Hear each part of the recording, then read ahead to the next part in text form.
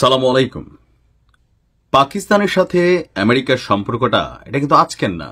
আপনারা যারা বাংলাদেশের মানুষ আছেন অনেকেই জানেন যে 1971 সালে বাংলাদেশ পাকিস্তানের মধ্যে যখন যুদ্ধ হচ্ছিল তখনই কিন্তু তৎকালীন সময়ে মার্কিন যুক্তরাষ্ট্র পাকিস্তানের পক্ষে অবস্থান নিয়েছিল।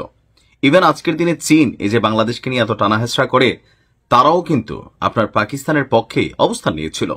তো তৎকালীন প্রেক্ষাপটে বাংলাদেশের ভাগ্য ভালো ছিল যে রাশিয়া বাংলাদেশের পক্ষে ছিল এবং ভারত সহযোগিতা করেছে।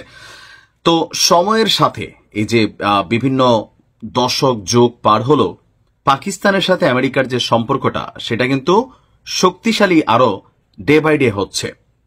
আর এই মুহূর্তে যখন ভারত এবং পাকিস্তান একে অন্যের জন্য বিস্ফোরা টাইপ ফিলিংসে আছে, তো সেই মুহূর্তে ভারতকে শুল্ক আরোপ থেকে শুরু করে বিভিন্নভাবে আমেরিকা কিন্তু অনেকটা সাইজ করে ফেলছে। তো এর মাঝখানে এই যে কথায় কথায় ভারত বলে পাকিস্তানকে মানচিত্র থেকে মুছে দিবে, পাকিস্তানও বলে ভারতকে মানচিত্র থেকে মুছে দিবে। তো এই বিষয়গুলোতে আসলে সর্বশেষ অবস্থানটা কি ঘটবে আমরা এটা নর্মালি বুঝতে পারি যে আমেরিকা বা মার্কিন যুক্তরাষ্ট্র যেই দেশকে আশীর্বাদ করে অন্তর থেকে, সেই দেশকে নিয়ে আসলে কিন্তু খুব বেশি তালিবালি খেলা যায় না। আপনি ইউক্রেনকে দেখেন, দিন শেষে পুতিন কাকু এত শক্তিশালী একটা রাষ্ট্রপ্রধান হয়েও তিনি কিন্তু কোনো না কোনো ভাবে এই ইউক্রেনের কাছে এখন পর্যন্ত অনেকটা জিম্মি আছেন। মেইন কারণ হচ্ছে আমেরিকা এবং তার মিত্ররা।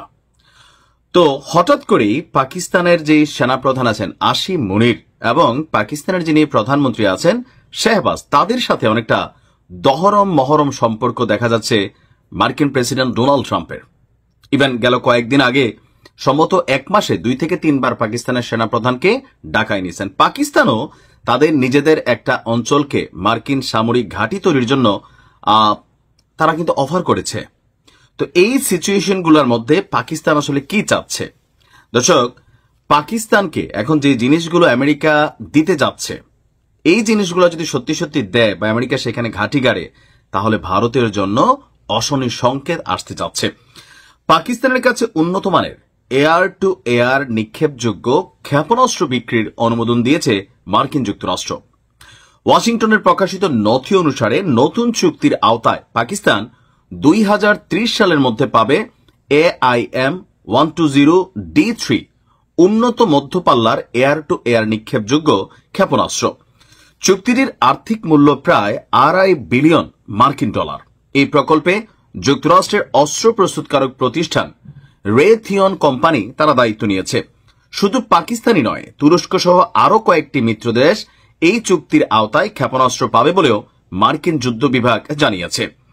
এই ক্ষেপণাস্ত্রটি আপনার AMRAM পরিবারের সর্বশেষ সদস্য, যা দূরপাল্লার আকাশ যুদ্ধে যুদ্ধ বিমান এবং আসন্ন ক্ষেপণাস্ত্র ধ্বংস করতে সক্ষম। যেটা ভারত পাকিস্তান কখনো যুদ্ধ হলে সবচেয়ে বেশি যেটা জরুরি হবে যুদ্ধ বিমান উড়ানোর জন্য মেশিনারিজ। প্রতিরক্ষা বিশ্লেষকরা বলছেন এই প্রতিরক্ষা যদি পাকিস্তানের এই ক্ষেপণাস্ত্রগুলো যোগ হয়, তাহলে পাকিস্তানের F-16 যুদ্ধ বিমান বহরের যে আকাশ যুদ্ধের সক্ষমতা আছে এবং প্রতিরক্ষার শক্তি আছে সেটা কয়েকশো গুণ বৃদ্ধি পাবে। বর্তমানে পাকিস্তান AIM-120C 5 যে সংস্করণ আছে সেটা ব্যবহার করছে।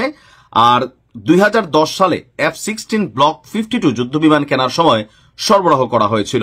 প্রতিরক্ষা বিশ্লেষকদের মতে এই ক্ষেপণাস্ত্রটি পাকিস্তান বিমান বাহিনীকে দূরপাল্লার যুদ্ধক্ষেত্রে নির্ভুলতা এবং পাল্লার দিক থেকে বাড়তি সুবিধা দিবে। এটি তাদের আধুনিকায়নের এক গুরুত্বপূর্ণ ধাপ। গেল বেশ কয়েক বছর ধরে পাকিস্তানের সেনাবাহিনী বা পাকিস্তান সরকার চেষ্টা করছিল এই ক্ষেপণাস্ত্রটি তাদের হাতে পাওয়ার জন্য। অবশেষে জুলাই মাসে পাকিস্তান সেনাবাহিনীর প্রধান এয়ার মার্শাল জহির আহমেদ বাবর তিনি যখন যুক্তরাষ্ট্র সফরে গিয়েছিলেন, সেখানে এটা আমরা দেখলাম যে অগ্রগতি পেয়েছে। এরপর পাকিস্তানের সেনাপ্রধান ফিল্ড মার্শাল আসিম মুনির এবং মার্কিন প্রেসিডেন্ট ট্রাম্প ও শীর্ষ সামরিক কর্মকর্তাদের সাথে একাধিক বৈঠক হয়। এতে আপনার দিন শেষে এই যে চুক্তিটা সেটা তারা দান মেরে দিয়েছে, মানে পাকিস্তান অর্জন করে নিয়েছে। এই মুহূর্তে ভারতের আশপাশে ধরেন যে মিত্র শক্তি সেটা কিন্তু ক্রমশ কমছে। এখানে আমরা চীনের কথা বলতে পারি। ভারত নতুন করে চীনের সাথে একটা পজিটিভ সম্পর্ক তৈরির চেষ্টা করছে। জানি না দিন শেষে সেটা কতটুকু আলোর মুখ দেখবে, কারণ চীন ভারত বেসিক্যালি একটা শত্রু রাষ্ট্র হিসেবে কিন্তু দীর্ঘদিন একে অন্যের সাথে ব্যবহার করে আসছে। এর মাঝখানে পাকিস্তানের হাতে এই ক্ষেপণাস্ত্র ভারত কখনো যুদ্ধে লিপ্ত হলে চারদিক থেকে এই মুহূর্তে বিপদে পড়বে। দেখা যাক কি হয়। ভালো থাকুন।